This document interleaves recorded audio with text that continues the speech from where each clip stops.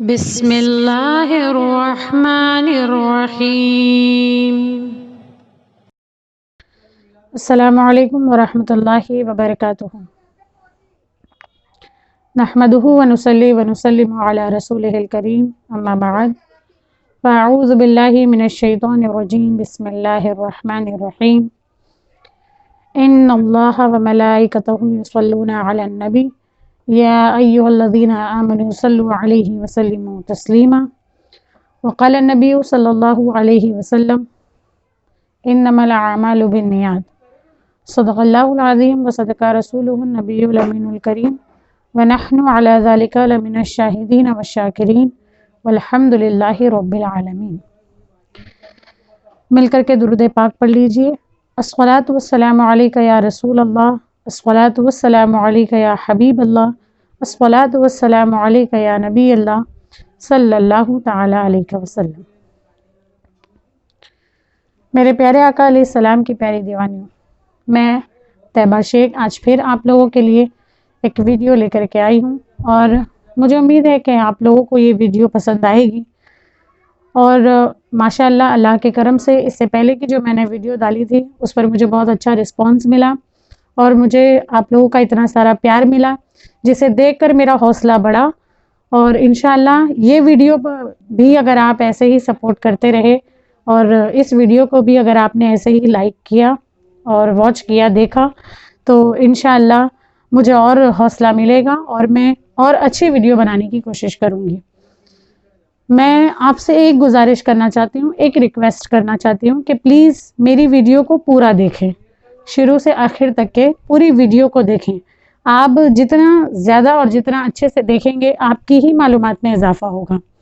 اور آج کا جو یہ ویڈیو ہے یہ میں ماہ محرم الحرام کے ٹاپک پر لے کر آئی ہوں، اور اسلامی نئے سال کی جو شروعات ہوئی ہے اور یہ جو ہمارا پہلا مہینہ ہے، اس مہینے کے عنوان سے اور اس مہینے کے بارے میں تھوڑی بہت معلومات میں آپ کو دوں گی۔ بس اللہ سے دعا ہے کہ میں جو کچھ کہوں اور آپ جو کچھ سنیں، اگر میرے کہنے میں کوئی غلطی ہو جائے، اللہ اپنے حبیب کی نعلین کے صدقے اور امام حسین رضی اللہ تعالی عنہ کے صدقے تمام غلطیوں کو معاف فرمائیں، اور میری اس ویڈیو کو، میرے اس بولنے کو اپنی بارگاہ میں قبول فرمائیں۔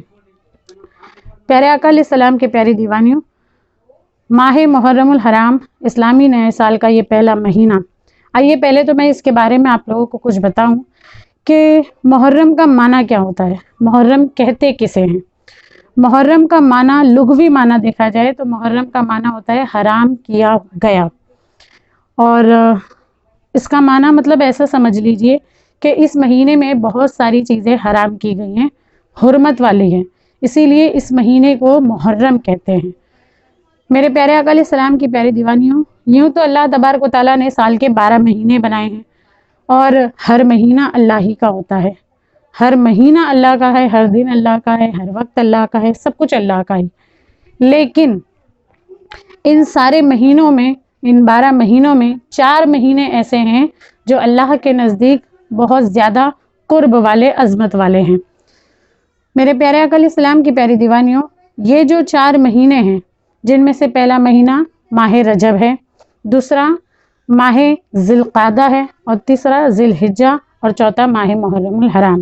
یہ 4 مہینے اللہ کے نزدیک بہت عظمت والے ہیں، اسی لیے ان چاروں مہینوں کو ماہ حرام بھی کہتے ہیں اور ماہ عظمت و برکت بھی کہا جاتا ہے۔ پیارے آقا علیہ السلام کی پیاری دیوانیوں، یہ جو ماہ محرم الحرام کا مہینہ ہے، اس مہینے کی بے پناہ برکت ہے۔ مسلم شریف کی حدیث میں ہے کہ حضرت ابو ہریرہ سے روایت ہے، سرکار مدینہ صلی اللہ علیہ وسلم نے ارشاد فرمایا کہ ماہ رمضان کے بعد، رمضان کے روزوں کے بعد سب سے افضل روزے اس مہینے کے ہیں۔ رمضان کے بعد سب سے افضل روزے اس مہینے ماہ محرم الحرام کے ہیں۔ ایسا نہیں کہ پورے مہینوں کا روزہ رکھنا ہے، بس بتایا یہ گیا کہ اس مہینے کے روزے رکھنے کی بہت بڑی فضیلت ہے، بہت زیادہ اجر و ثواب ہے۔ آپ دیگر مہینوں میں روزے رکھو گی تو بھی آپ کو ثواب ملے گا، لیکن نفل روزے جتنے ہوتے ہیں رمضان کا روزہ تو فرض ہوتا ہے، اسے چھوڑ کر کے باقی 11 مہینے میں جو آپ روزے رکھتے ہیں تو وہ نفل روزے ہوتے ہیں، لیکن ان نوافل روزوں میں سب سے بڑا اجر و ثواب اس مہینے کے روزوں میں ہے۔ اس مہینے میں آپ پہلی تاریخ سے لے کر کے آخری تاریخ تک کے جتنے چاہیں جب چاہیں تب روزہ رکھ سکتے ہیں، لیکن زیادہ تر دیکھا گیا ہے کہ پہلی تاریخ سے لے کر کے 10 تاریخ تک کے روزہ رکھا جاتا ہے۔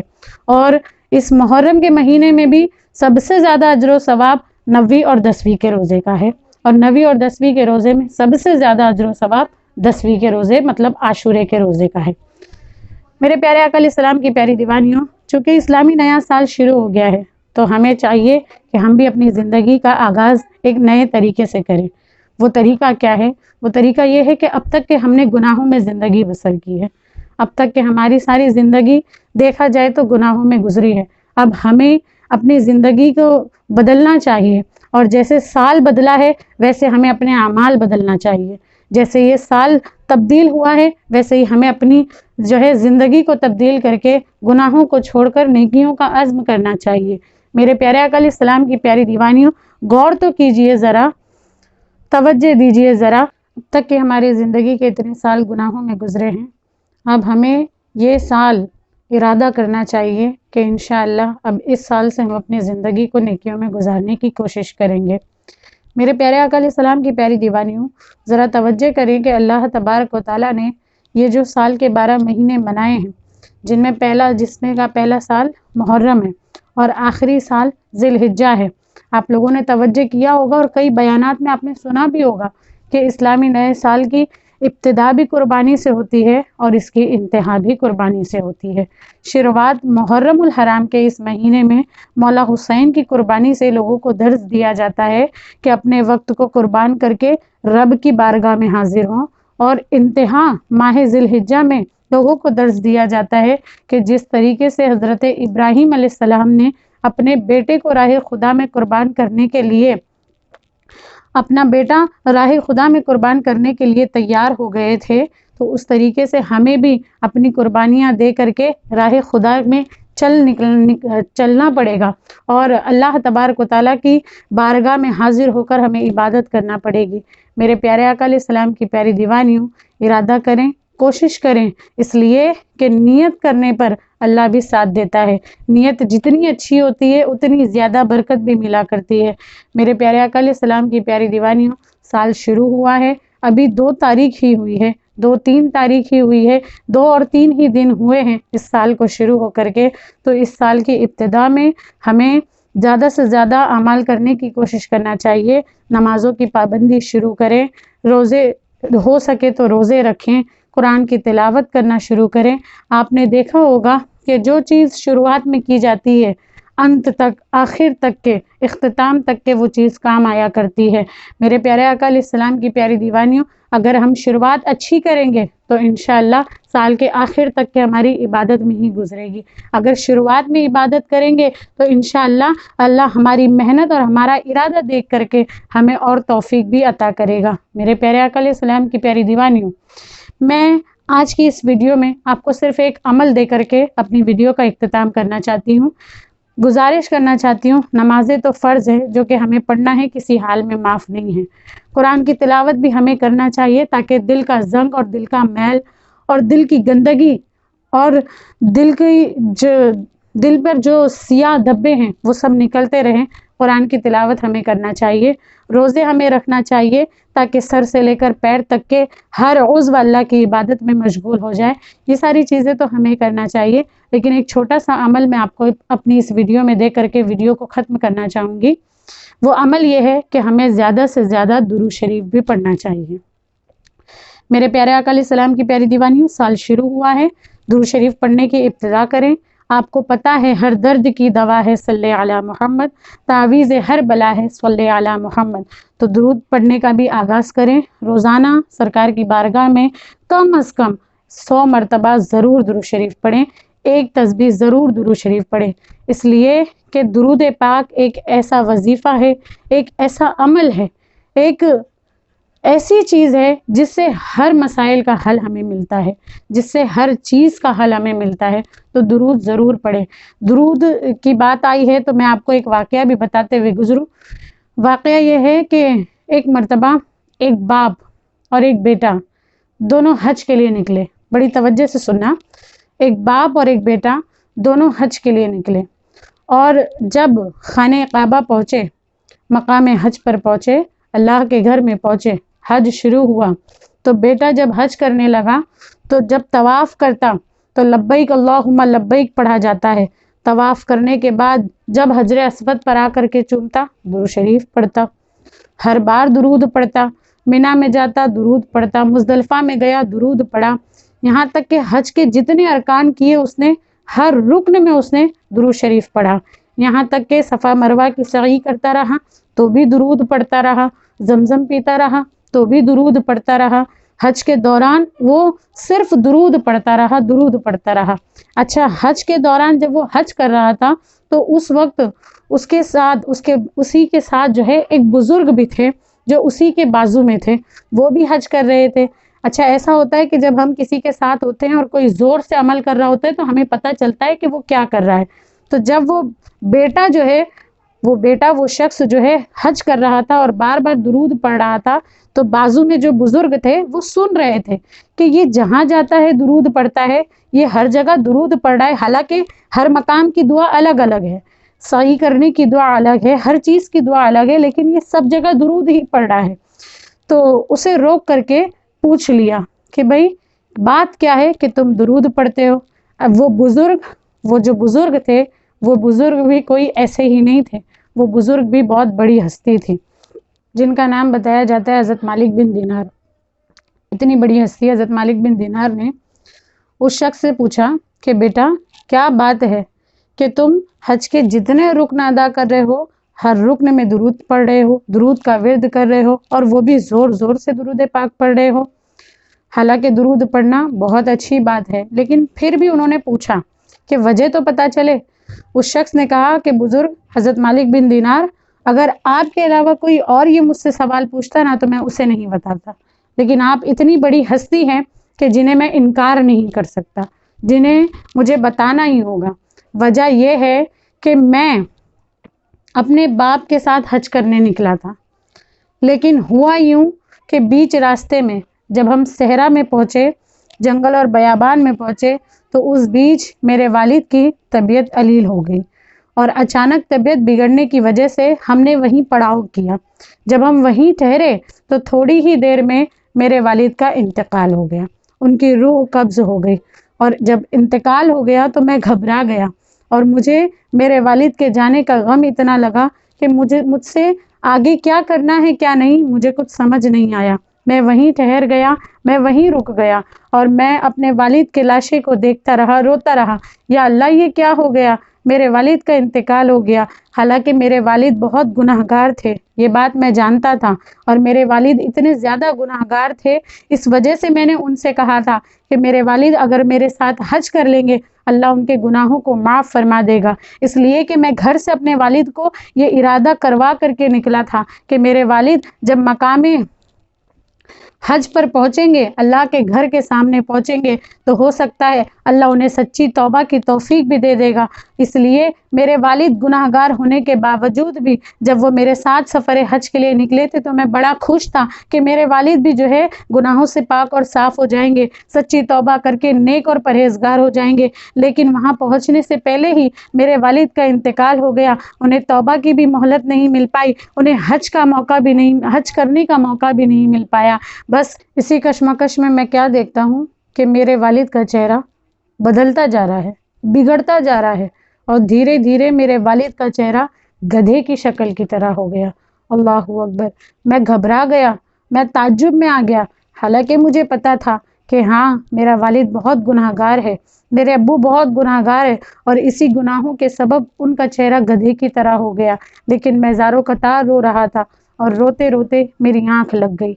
جب میری آنکھ لگ گئی تو میں نے خواب میں نے یہی دیکھا کہ میرے والد کا انتقال ہو گیا ہے، اور میں بیٹھا ہوں میرے والد کے لاشے کے پاس، اور میں رو رہا ہوں کہ یا اللہ میرے ابو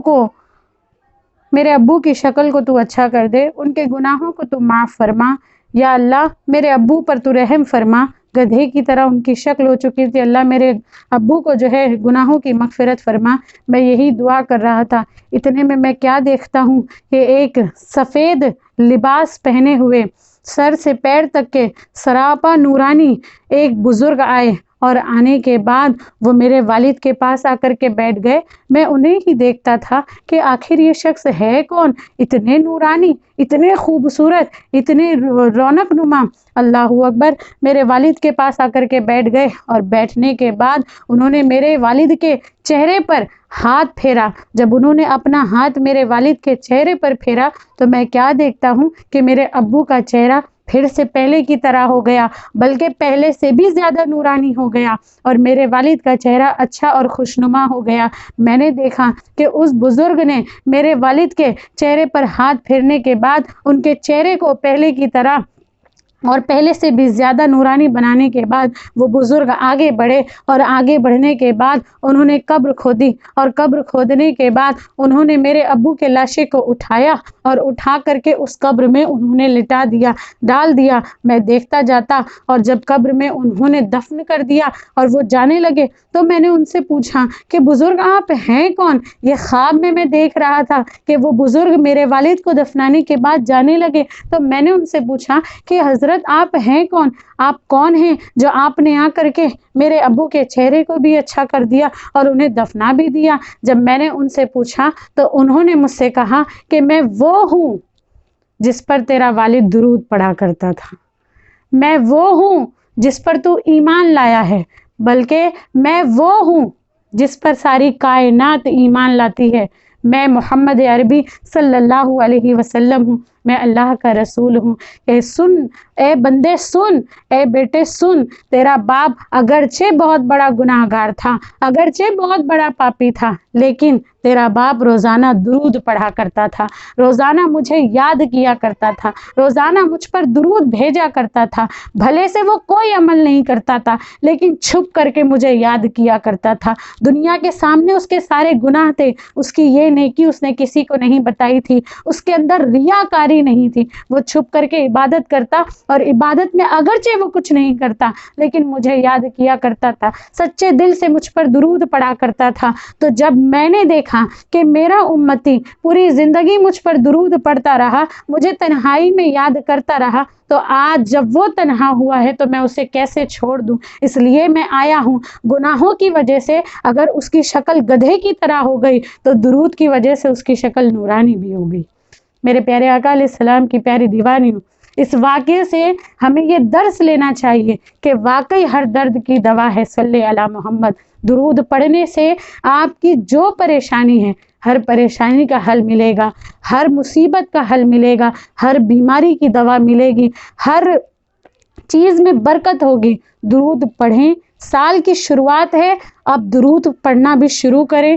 عادت بنا لیں کہ روزانہ مجھے اتنا درود پڑھنا ہے، کسی کو دکھانے کے لیے نہیں، کسی کو بتانے کے لیے نہیں، کسی کی لالچ میں نہیں، بس حضور کی محبت میں پڑھیں، سرکار کی محبت میں پڑھیں۔ بھلے ایک تسبیح پڑھیں، اس سے زیادہ ہو تو اور اچھی بات ہے۔ اس ویڈیو میں آپ کو یہی بتانا چاہتی ہوں کہ نیکیوں کی طرف دھیرے دھیرے بڑھیں۔ اور میں کہتی ہوں کہ اگر آپ نے درود شریف پڑھنا شروع کر دیا، اگر آپ روزانہ درود پڑھنے لگے، اور وہ درود آپ ادب اور احترام کے ساتھ حضور کا خیال لے کر کے پڑھنے لگے، اور انشاءاللہ آپ کا وہ درود جب سرکار کی بارگاہ میں پہنچے گا، رب کائنات جب آپ کا درود دیکھے گا تو ہو سکتا ہے اس درود کی برکت سے آپ کے دل میں نماز کی محبت بھی آ جائے، اس درود کی برکت سے آپ کے گھر کی بیماریاں، بلائیں، پریشانیاں، بری نظر، ہر چیز سے آپ کو چھٹکارا مل جائے۔ تو پلیز جو ہے دھیرے دھیرے عمل کرنا شروع کرے، چھوٹے سے شروعات کرے، انشاءاللہ وہ چھوٹا ہی، کہتے ہیں نا قطرے قطرے سے سمندر بنتا ہے، نیکیوں کی طرف آنے کی کوشش کرے۔ انشاءاللہ آپ ایک قدم اللہ کی بارگاہ میں بڑھاؤ گی، اللہ تمہیں 4 قدم آگے کھینچ لے گا، کیونکہ رب خود کہتا ہے میرا بندہ جب میری طرف آنے کی کوشش کرتا ہے میں اسے اپنی طرف کھینچ لیتا ہوں، میرا بندہ اگر میری صرف رسی پکڑتا ہے تو میں اسے اپنی طرف کھینچ لیتا ہوں۔ تو آپ کوشش کریں، عمل کریں، میرے لیے بھی دعا کریں، ہم سب کے لیے دعا کریں کہ اللہ تبارک و تعالی ہم تمام کو سننے سے زیادہ عمل کرنے کی توفیق عطا فرمائے۔ اگر آپ کو میری یہ ویڈیو اچھی لگی تو پلیز اسے لائک کریں، میرے چینل کو سبسکرائب کریں اور میرا سپورٹ کریں اور میرے لیے دعا کریں۔ اللہ حافظ۔ السلام علیکم ورحمۃ اللہ وبرکاتہ۔